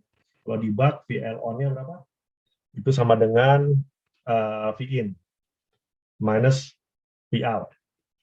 Tapi pada waktu off itu minus Vout. Ya, betul. Ya, jadi pada waktu kita mengaplikasikan tegangan kepada induktor tersebut ini ya, delta V-nya, itu akan memberikan arus, akan memaksa arus untuk masuk ke dalam induktor. Ya. Dan kalau kita lihat, kalau sepanjang kita mengoperasikan induktornya itu di sisi linear, maka perubahan dari tegangan akan proporsional dengan perubahan dari arus. Gitu ya. Jadi kalau saya naikkan tegangannya sebanyak 10%, delta V prime itu saya tambah 10%, maka arusnya pun akan naik 10%. Gitu ya, kira-kira seperti itu. Dia proporsional. Gitu. Oke. Nah, sekarang kalau saya mengoperasikan induktor ini pada daerah saturasi, yang terjadi adalah induktor ini akan panas dan mungkin akan melelehkan ininya, kabelnya atau kawatnya. Kenapa? Taruhlah di sini sekarang. Saya operasikan di sini. Ya. Ini ya, jadi perubahannya ini ya, yang saya lihat perubahannya dari sini ke sini. Kita naikkan sekarang, besar perubahannya itu sama. Ya. Dan sekarang kita lihat perubahan arusnya. Ya. Dengan delta V yang sama, Sekarang kita bisa lihat arus yang mengalir, delta V, delta I yang mengalir. Kelihatan nggak? Jadi dengan perubahan tegangan yang sama, kalau kita mengoperasikan induktor ini pada area yang non-linear atau saturation region, maka yang terjadi adalah perubahan dari arusnya tidak lagi proporsional dengan perubahan tegangannya. Yang terjadi adalah perubahan arusnya akan jauh lebih besar dari perubahan dari tegangannya. Jadi kalau bisa kita keep di daerah sini. Kalau sudah lari ke daerah saturasi, ya nanti besaran arus yang masuk ke dalam induktor akan jauh lebih tinggi. Dan dia akan itu saturation namanya, saturasi, dan akan buat induktor ini panas, ya, sangat-sangat panas. Gitu. Ya, jadi seperti itu. Nah, ini yang perlu kita perhatikan baik-baik, harus hati-hati lah ya. Jangan sampai pada waktu kita mengoperasikan induktor ini, ya, delta I-nya itu sampai ke titik sini. Nah, ini yang kita sebut sebagai I-set, ya, atau limit, atau batasan dari arus saturasinya. Nah, ini kalau kita lihat di misalnya perusahaan induktor gitu ya, saya nggak tahu ya, coba taruhlah ini. Itu biasanya dikasih tahu I-set-nya itu berapa. Ya. Suka ada kayak gini-gini ya, ini malas saya. Passive components, power magnetics, ya, high voltage power, taruhlah ini ya.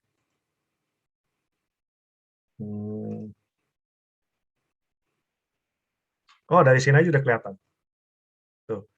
Dari sini pun sudah kelihatan kan. Jadi pada waktu kita memasukkan data-data aja untuk dapatkan induktor, itu ditanya tuh saturation current-nya berapa.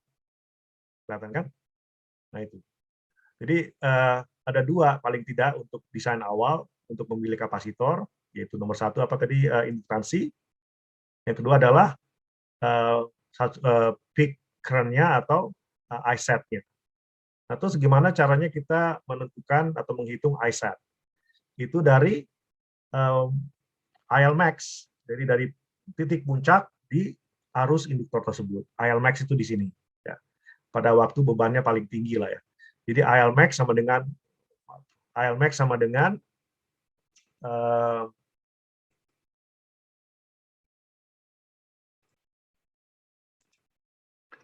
max sama dengan IL average tambah delta IL dibagi 2.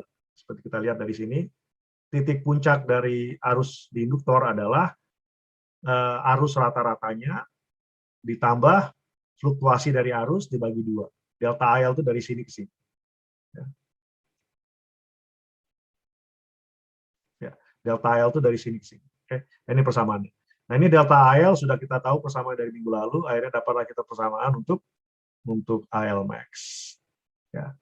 Oke, seperti itu. Nah, persamaan ini sama ini. Mau dia buck, mau dia buck boost, mau dia boost, persamaan sama untuk IL max.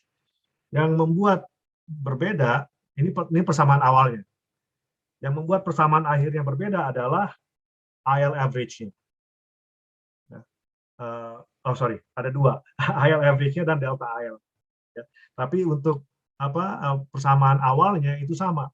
Jadi mulai dari persamaan ini nih, kalau untuk mendapatkan IL max. Ya. Ini persamaannya. Nah, kalau untuk buck, IL average-nya itu sama dengan apa? Kalau untuk buck itu sama dengan IL max. Ya, jadi kelihatan dari sini. Ya, IL average, ini kan sini ya, arus rata-rata dari induktor itu sama dengan arus rata-rata di beban. Kenapa? Karena arus rata-rata di kapasitor, seperti sudah saya jelaskan sebelumnya, adalah 0. Ya, jadi arus rata-rata induktor sama dengan arus rata-rata di beban.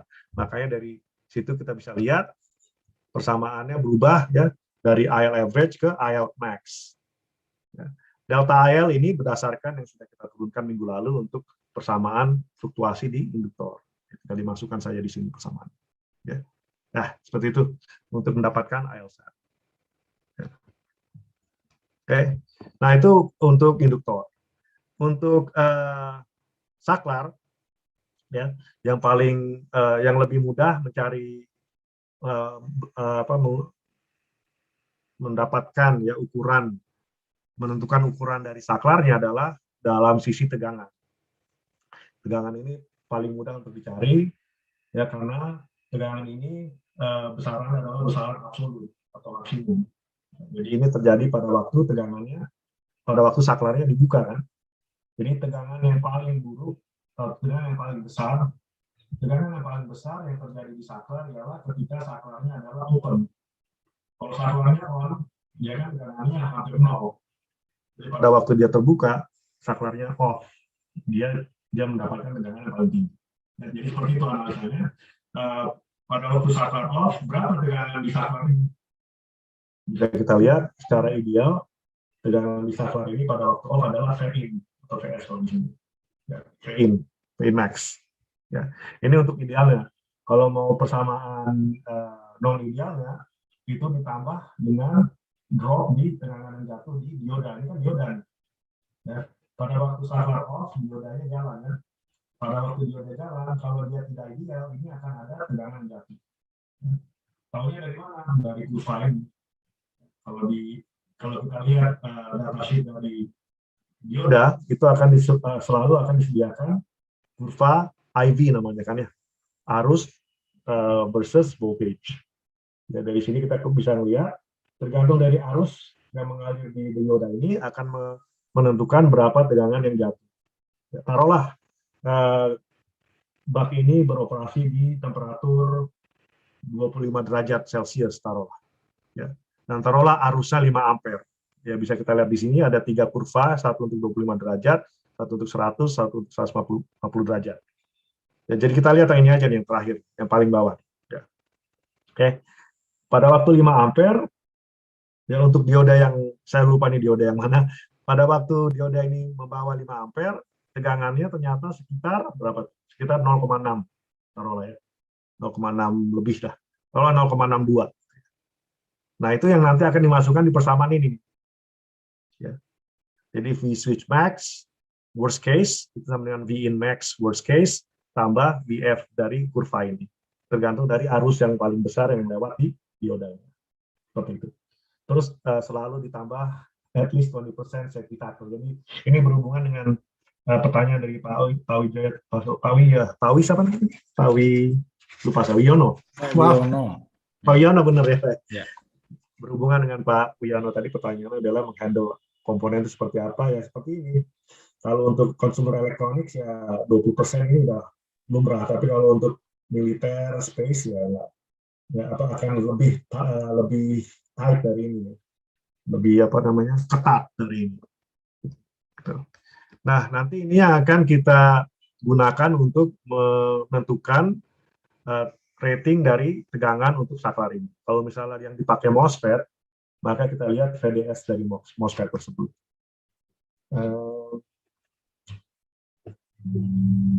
Kalau salah saya lagi ya. Ini contoh datasheet dari MOSFET. Ini yang saya selalu tekankan dengan mahasiswa saya adalah untuk desain awal, lihat aja 2 besaran dulu, jangan yang lain-lain dulu. Ya, ini ada lain-lain lagi kan. Lihat aja yang 2 ini dulu, yaitu besaran arus, rating arus, sama rating tegangan. Nah, sekarang kita udah belajar kan tentang rating tegangan. Ini gimana menentukannya? Dengan yang tadi, yang ini. V switch max sama dengan V max kalau ideal. Kalau nggak ideal, V max tambah VS. Ya.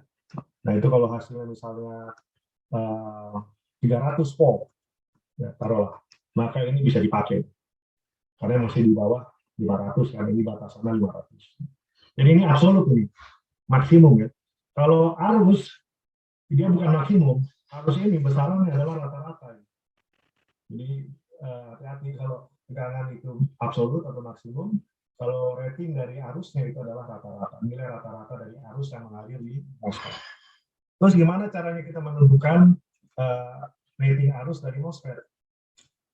Taruhlah, atau switch, atau saklar secara umum. Dan dengan cara menghitung rata-rata dari arus tersebut.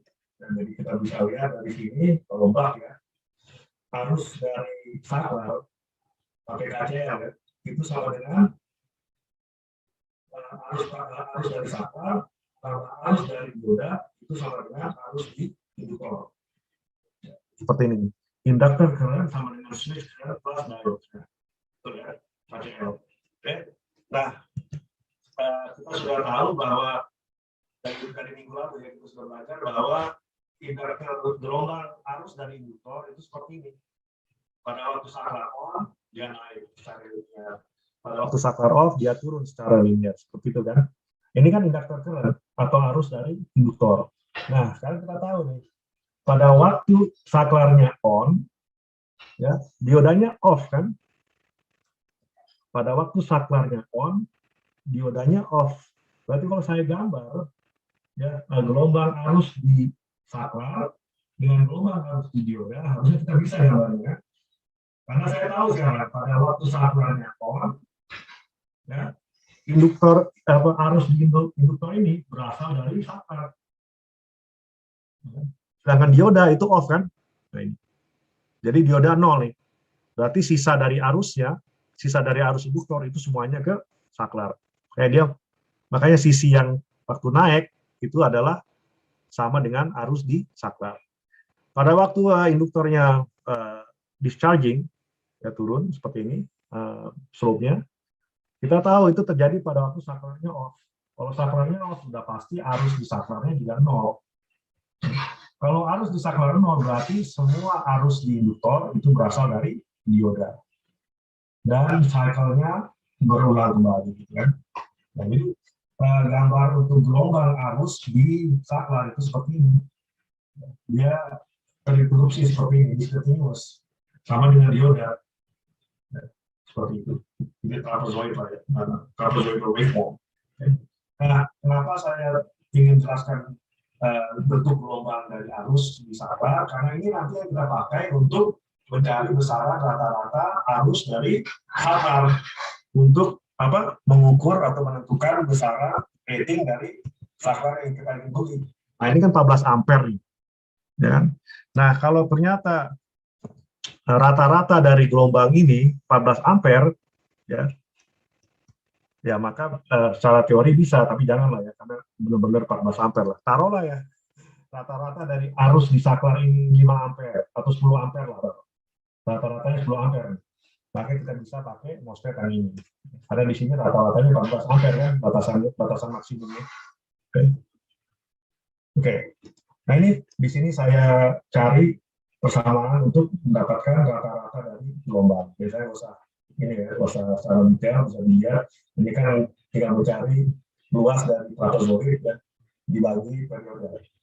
Seperti ini, akhirnya dapatlah persamaan untuk besaran rata-rata dari arus yang mengalir di saklar. Nah, dari sini kita bisa lihat persamaannya adalah IL average kali D. IL average itu apa? Besaran rata-rata arus di induktor dikali duty cycle. Ternyata, ya, mau topologi buck atau boost atau bagus, ini persamaannya sama nih. Akan menjadi persamaan yang sama, yaitu IL kali D. Karena nanti kita lihat, mau dia topologi buck, bagus, boost, ini nanti gelombangnya akan sama bentuknya, nggak beda. Tetap sama kan? Kalau dia boost, ya tetap aja sama. Kalau saklarnya on, diodanya off. Kalau diodanya on, saklarnya off. Jadi nggak tergantung dari topologi ya. Akan sama untuk yang tiga itu loh, buck, boost sama bagus. Ya. Untuk yang tiga topologi tersebut, persamaan untuk rata-rata besaran rata-rata arus di saklar itu selalu IL average kali D. Yang membuat berbeda adalah IL average-nya. Besaran IL average-nya itu kalau di buck itu berbeda dengan di boost, berbeda dengan di bagus. Kalau di buck, IL average itu sama dengan IL average. Seperti yang sudah saya jelaskan sebelumnya ya, di sini. Besaran arus rata-rata di induktor itu sama dengan besaran arus rata-rata di beban. Kenapa? Karena besaran arus rata-rata di kapasitor sama dengan 0 ya. Jadi sama nih langsung sini. Seperti itu. Oke. Nah, jadi seperti kita lihat, I switch max sama dengan atau lebih tinggi, harus lebih tinggi dari IL max kali duty cycle untuk buck. Ya. Oke. Nah ini sama juga saya nggak akan kupas secara detail, karena kita sekarang udah tahu nih cara untuk menentukan besaran tegangan maksimum dari dioda. Itu terjadi pada waktu diodanya off. Ya. Dioda off itu terjadi pada waktu saklar on. Ya. Jadi secara idealnya berapa tegangan di dioda pada waktu saklar on bisa kelihatan dari sini sama dengan input voltage. Kalau tegangan input. Ya. Kalau mau persamaan non idealnya tambah tegangan yang drop di switch-nya seperti ini. Jadi di max tambah di switch. Tapi kalau idealnya sama dengan di max. Seperti itu. Untuk arus gimana? Besaran arus, batasan arus di dioda pada waktu kita membeli dioda. Sama dengan MOSFET, sama dengan saklar. Ya, kita lihat gelombang arusnya untuk dioda seperti ini. Ya, dan kita cari rata-ratanya, nanti itu yang kita pakai untuk menentukan rating dari arus. Ini dia. Pakai rata-rata juga deh. Dan mau topologinya buck, boost atau buck boost, dia persamaan awalnya itu sama, yaitu besaran rata-rata dari arus di dioda itu sama dengan besaran rata-rata arus di induktor dikali 1 dikurang D. Ya. Dan bikin berbeda apa? Besaran IR average-nya. Kalau di buck, seperti saya sudah jelaskan sebelumnya, IR average adalah IR average. Seperti itu. Ya.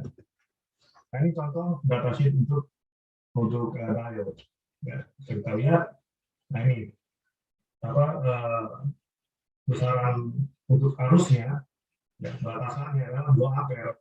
2 ampere ini apa? Apakah ini maksimum value, apakah RMS, apakah dia rata-rata? Nah, saya tahu ini adalah besaran rata-rata. Untuk jaringan RMS, ini besaran 45 volt ini apa? Apakah maksimum, apakah rata-rata, apakah RMS? Kalian kita tahu ini adalah absolut atau maksimum atau peak. Nah, kapasitor ini tadi banyak nanya.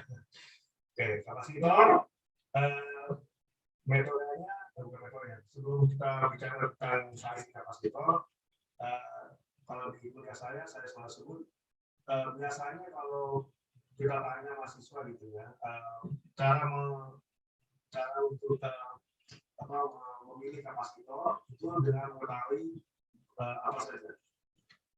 Biasanya mereka tahu, nomor 1 kapasitasi. Ya, kalau kita ingin uji kapasitor, kita harus tahu kapasitasinya, ya, berapa mikrofarad. Gitu. Dan nomor 2 apa? Tegangan, rating tegangannya. Jadi kalau di kapasitor harus tahu nih, pada waktu kita memakai kapasitor, itu tegangan maksimum yang dilihat oleh kapasitor itu berapa? Kalau nggak tahu, meledak kan, kalau ternyata lebih kecil tegangan kita beli kapasitor tersebut. Jadi paling tidak 2 hal itu mahasiswa harus tahu kan, kapasitasi dan rating tegangan dari kapasitor. Cuma kalau untuk power electronics ada tambahan satu lagi, namanya RMS. Ini ada tambahan satu lagi, 3 rating. Ya, minimum kapasitas, maksimum voltage, dan RMS. Kenapa ini perlu? Karena nanti hubungannya ke efisiensi, hubungannya nanti ke daya hilang dan juga panas temperatur. Ya. Nah, untuk voltage tegangan ya, maksimum voltage dari kapasitor itu inilah ya, mudah lah ya menghitungnya. Jadi kita lihat misalnya untuk buck, kan kapasitornya dipasang paralel dengan beban. Jadi kalau bebannya tegangannya adalah 5 volt dengan fluktuasi taruhlah plus minus 5%, maka tegangan maksimum dari kapasitor ini lain adalah 5 volt tambah 5%. Nah ini VA tambah delta VA kali dan bagi 2. Prof. Taufik, Ya. mohon maaf interupsi. Ini kayaknya mic-nya Prof. Taufik agak kejauhan ini juga. Oh, jadi, maaf. suaranya kecil gitu tadi sempat. Oke, maaf. Menyampaikan Sekarang? juga bahwa alokasi waktunya tinggal 15 menit, Prof. Oke. Nah, mungkin. Nih. Oke. Terima kasih, monggo. Terima kasih sudah diingatkan ya. Jadi sekarang kedengaran nggak? Sudah oke, Bro. Oke. Sudah oke. Oke, ya maaf saya sembari ini nih duduk sembari senderan gitu loh. Jadi agak jauh tadi benar.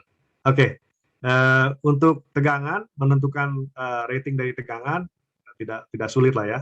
Jadi dari tegangan di beban misalnya tambah fluktuasinya plus minus 5% ya tinggal tambah 5%. Sama dengan input. Ya, sama juga dengan input. Berapa tegangan di input tambah fluktuasi yang kita ingin dapatkan di input. Yang ingin kita batasi di input. Nah, RMS current. Jadi hubungannya ke ISR tadi. Karena RMS current ini nanti akan mengalir ke kapasitor dan akan mengalir juga ke ISR, ya, resistornya. Nah, ini akan menghasilkan daya yang hilang di kapasitor. Jadi kalau RMS-nya terlalu besar untuk kapasitor tersebut, kapasitornya akan panas. Nah, biasanya juga ada tuh dikasih RMS rating dari kapasitor, dari power kapasitor, biasanya dikasih sama manufacturer. Jadi ini satu hal yang biasanya baru untuk diketahui oleh mahasiswa nih. Bahwa salah satu hal yang perlu diketahui untuk membeli power kapasitor adalah RMS current-nya. Cara mencari RMS current-nya gimana? Harus tahu gelombang yang masuk, gelombang arus yang masuk di kapasitor. Ya, tadi saya sudah jelaskan karena arus rata-rata dari kapasitor ini 0, ya, maka yang masuk ke dalam kapasitor adalah arus bolak-baliknya. Ya, charging, discharging gitu kan. Ya, seperti ini gambar. Jadi arus di induktor kan seperti ini ya. Ini arus di induktor. Nah, arus di induktor ini rata-ratanya atau DC-nya nggak bakalan masuk ke kapasitor. Jadi bayangkan kalau rata-ratanya saya ambil dari gelombang di induktor ini, apa yang akan terjadi? Kalau besaran rata-rata ini saya ambil dari gelombang yang atas ini, maka gelombang yang ada ini akan turun kan, gitu kan, dan akan berkisar pada 0, ya, menjadi AC dia, arus AC seperti ini, ya, gitu. Nah, kalau sudah tahu gambar gelombang dari arus kapasitor tersebut, dari sini kita tinggal cari RMS dari arus ini. Nah, kalau ini kan mudah lah ya, karena dia triangular waveform, gelombang segitiga. Kalau gelombang segitiga seperti ini, RMS-nya adalah peak value, ya, besaran yang tinggi ini, pada puncak ya, besaran puncak dibagi akar 3. Ini dia. Kalau sinusoidal, nilai puncak dibagi akar 2 kan, tapi kalau segitiga itu nilai puncak dibagi akar 3. Seperti itu. Ya, jadi ini persamaannya. Nah, yang terakhir adalah kapasitansi, ini yang tadi banyak ditanya ya. Bagaimana kita mengukur besaran kapasitansinya? Pakai persamaan Q is equal to C delta V. Nah, Q ini adalah charge. Charge ini adalah luas dari area di bawah arus ini. Jadi ini gambar dari arus kapasitor yang sebelumnya saya gambarin. Jadi saya cuma zoom in ke satu periode saja. Akhirnya gambarnya seperti ini. Nah, jadi di sini bisa kita lihat ada bagian dari gelombang di arus yang di atas 0, ada yang di bawah 0 gitu kan. Dan yang di atas 0 itu hubungannya ke charge yang masuk ke kapasitor. Sedangkan yang negatif ini adalah hubungannya ke charge yang meninggalkan kapasitor. Dan ini dua-duanya harus seimbang. Tadi sudah saya sebut ya, supaya untuk steady state dia seimbang, jadilah M second balance. Nah, Q ini hubungannya ke luas dari gelombang ini yang ada di sini. Nah, terserah mau cari luas yang plus Q atau yang minus Q, itu terserah mau yang mana, terserah. Karena luasnya sama kan, plus Q sama minus Q itu luasnya sama. Jumlah charge yang masuk harus sama dengan jumlah charge yang meninggalkan kapasitor. Ya, jadi terserah mau cari luas plus Q-nya boleh, mencari luas minus Q-nya boleh, cuman menurut saya cari yang mudah mencari luasnya. Ya. Kalau untuk buck di bagian output, ya nggak ada beda, karena dua-duanya segitiga kan, mencari luas segitiga. Nanti bisa kita lihat untuk yang lain-lainnya itu bisa membedakan tuh mana yang lebih mudah dicari, apakah plus Q atau minus Q. Nah, untuk sekarang ini kita pakai plus Q lah. Maaf, saya pakai minus Q. Kelihatannya saya pakai minus Q ya tuh. Jadi saya mencari luas yang negatif ini. Ya. Ini Q sama dengan area dari triangle, ya, setengah tinggi kali alas. Nah, udah dapat dari sini delta AL dibagi 8F, delta AL ya itu dari persamaan yang kita turunkan minggu lalu dengan menggunakan T off ini. Ini dia 1 minus D. Saya tahunya T off dari mana? Dari 1 minus D. Dapatlah saya persamaan untuk Q. Nah, persamaan yang kita pakai untuk mencari kapasitansi adalah Q sama dengan C delta V. Ya, dari sini kita dapatkan C-nya, Q dibagi delta V. Ya, udah masukin aja persamaan yang sama ke sini, dapatlah kita persamaan untuk mencari besaran kapasitansinya. Ya. Jadi intinya kita harus tahu nih gelombang arus ke kapasitor. Nah, bentuknya seperti apa supaya nanti kita bisa cari luas dari charge-nya, mau itu charge positif atau negatif. Setelah kita tahu, baru kita mengaplikasikan persamaan Q sama dengan C delta V. Itu ya singkatnya. Oke. Nah, input nih. Nah, mungkin singkat aja.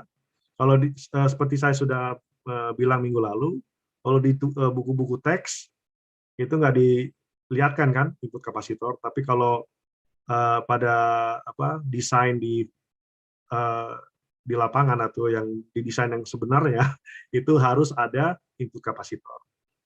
Dan sama aja harus ada 3 rating yang kita cari, kapasitansinya, voltage ratingnya, dan RMS current. Jadi sekarang udah tahu ya cara mencari voltage rating, tergantung persentase fluktuasi dan input voltage-nya. Untuk RMS current gimana caranya carinya? Sama juga dengan sebelumnya, kita harus cari gambar gelombang arus di saklar. Ya. Nah ini seperti ini. Ya, bayangkan kalau ada kapasitor di sini. Ya. Maka kalau ada kapasitor di sini, maka arus dari input itu sama dengan arus ke saklar tambah arus di kapasitor, pakai KCL kan? Nah, seperti itu. Ya, jadi arus yang melalui kapasitor, ya itu rata-ratanya harusnya 0 kan, pakai M second balance. Kita tahu bentuk dari gelombang yang masuk ke saklar, bentuknya kan seperti ini. Tuh, yang masuk ke saklar kan bentuknya seperti ini. Nah, rata-ratanya, atau bukan rata-ratanya, kalau kita ambil rata-ratanya, ya ini kan gelombangnya akan turun. Dan rata-ratanya akan menjadi 0. Itu yang akan lewat ke kapasitor. Ya ini seperti ini. Kenapa kita perlu tahu seperti ini? Karena setelah kita tahu gelombangnya seperti ini yang masuk ke kapasitor, ya gelombang arus yang masuk ke kapasitor, setelah itu kita bisa cari RMS-nya. Nah, kalau yang input tidak mudah nyarinya. Kalau yang output tadi mudah karena dia segitiga gelombangnya. Kalau ini kan udah trapezoid, terus diturunkan lagi kan seperti ini, jadi agak ruwet nyarinya seperti ini. Sebenarnya derivasinya panjang, kan saya potong derivasinya. Akhirnya dapatlah untuk RMS seperti ini persamaannya, lebih panjang. Kalau untuk kapasitansi gimana? Sama juga, Q is equal to C delta V. Ya, untuk Q-nya gimana caranya? Terserah mau cari plus Q atau minus Q. Cuman kalau kita lihat dari gelombang ini kan berbeda, nggak segitiga lagi. Mana yang lebih mudah dicari luasnya? Apakah trapezoid atau apa namanya bukan segi 4 ya? Trapezoid atau segi 4 yang mudah? Menurut saya segi 4 mudah kan?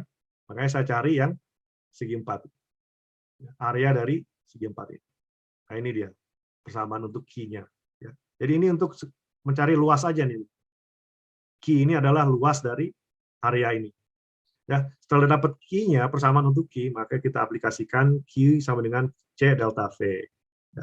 Dan dari situ kita dapat persamaan untuk C sama dengan Q dibagi delta V in. Udah dapat. Masukin persamaan dari Q-nya ke sini. Ya. Dan delta V-nya gimana dapatnya? Nggak dapat. Delta V itu kita yang menentukan. Ya. Jadi kita bukan dapat persamaan untuk delta V, tapi satu hal yang harus kita tentukan. Sebagai desainer kita tentukan maunya berapa. Atau dari customer. Ya, customer maunya 1%, udah kita masukkan 1% di sini, seperti itu. Oke, nah ini yang tadi saya coba ternyata ada di presentasi saya, yang saya bilang tadi tentang ISR dan efek dari ISR, ya, dapat ekstra tegangan seperti ini. Ya, nah ini contoh nih, ternyata ada di sini, saya lupa ada slide seperti ini. Kelihatan kan tuh kapasitor tuh di paralel, ya di paralel juga. Ini apa ini? Ini mungkin bus kali ini.